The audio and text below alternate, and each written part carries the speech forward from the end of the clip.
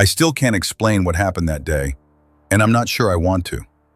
It was a Thursday afternoon, right after lunch, when the school suddenly went into lockdown. No warning, no announcement, just the intercom crackling to life and our principal's trembling voice whispering, "Lockdown, this is not a drill. Find cover and remain silent." I was in the hallway, heading to the bathroom. The lights flickered once, then everything went dim. That part of the school had no windows, and the emergency lights didn't come on. I panicked and ran into the boys' bathroom. My phone buzzed. 5 texts from classmates all asking the same thing. "Where are you? Are you safe? Did you hear the scream?" That's when I realized I had heard a scream. Muffled, distant, but real. It hadn't come from the speakers. It was somewhere in the school. I hid in the large stall at the end. That bathroom always gave me the creeps. People said a student had died there years ago, bullied so bad he took his own life. They said sometimes if you looked into the cracked mirror above the sinks, you'd see him. Not your own reflection, his, pale skin, hollow eyes, blood running down his chin. I always thought that was just middle school horror gossip. Until that day. About 10 minutes into the lockdown, the bathroom door creaked open. I held my breath. My heart pounded so hard I was sure it would give me away. But I heard no footsteps. Just a soft, wet drip, drip, drip. It was coming from the sink. I peeked under the stall. No shoes, no shadow.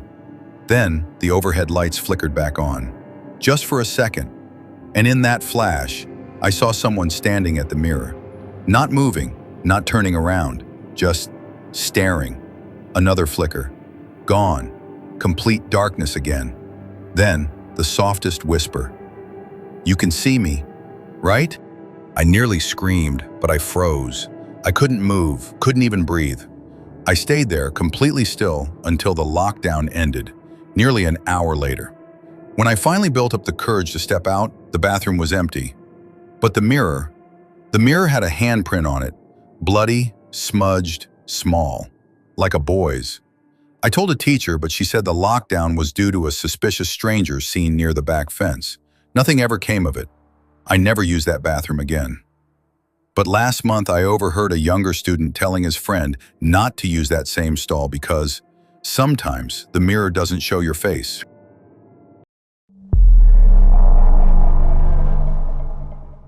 This happened in my final year of high school.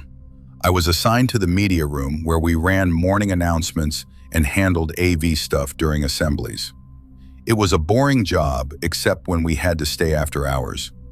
One afternoon, a lockdown alarm blared through the halls, sharp, loud, and glitchy. It kept repeating the same tone every few seconds. The lights flickered twice. Thing is, we weren't supposed to have any drills that day, and it wasn't the usual automated voice. No, this is a lockdown, just silence after the alarm. I was alone in the media room, prepping slides for a school assembly. The room was high up in the building, with a glass window overlooking the empty gym. I peeked out, nothing, just scattered basketballs and dim lights.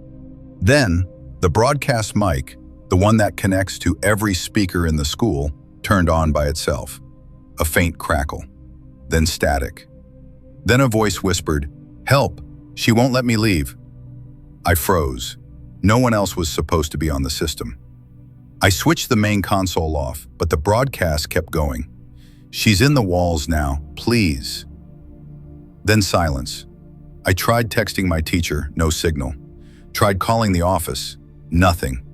Even my phone flashlight began to flicker, like the battery was draining fast. Then the lights went completely dark. I stood still, hearing only the faint buzz of equipment and my own breathing. Suddenly, the old projector in the corner turned on by itself, casting a pale white light against the wall.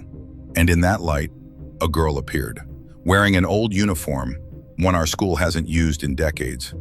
Her hair was soaking wet, like she'd just climbed out of a lake, and her head, it twitched sideways in short, unnatural jerks. She didn't move toward me.